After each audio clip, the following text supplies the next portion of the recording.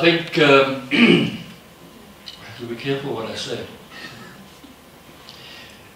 But VAR is there to stay, and it's a reality. And I think it's a mindset issue for players.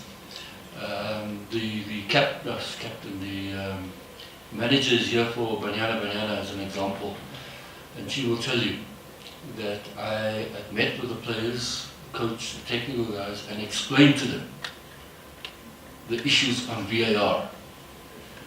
And that thing came to fruition for them in that game against Spain, right? Where an incident was reviewed, which under normal circumstances would not be reviewed.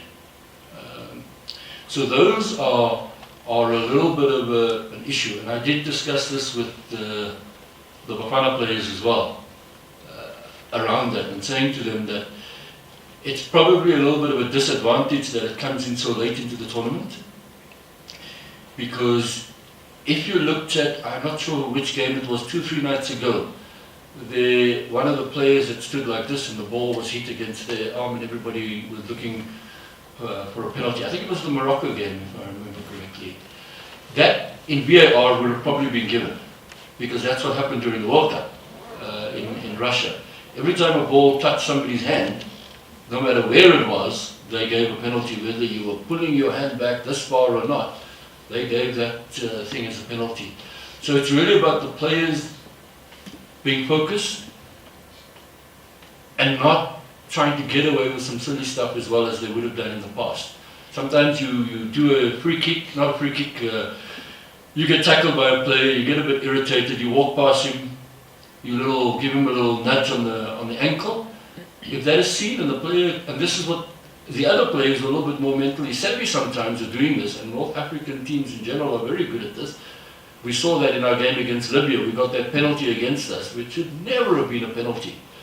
But he made as if he was touched, and he went down screaming, and bang. Somebody goes and reviews that on the VAR, and they're going to do that.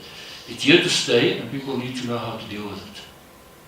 Can I just add my 5 cents worth? Just on that, I'm for getting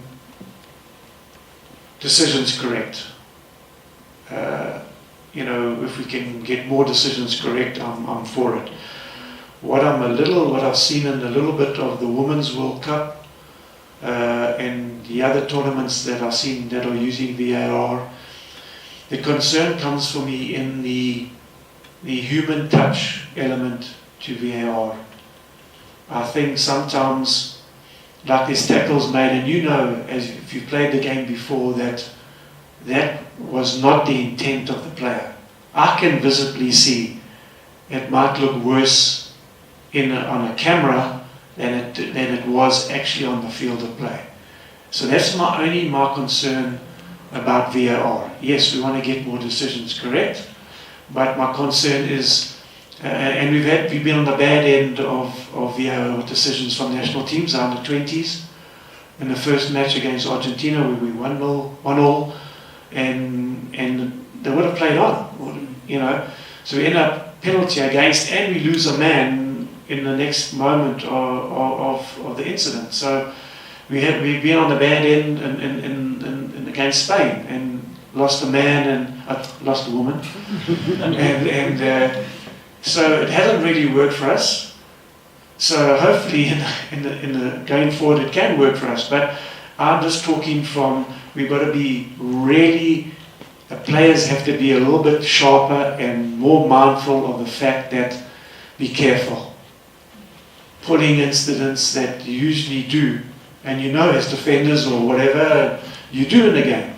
Without the referee seeing, without the linesman seeing, you do it. But now everybody's looking.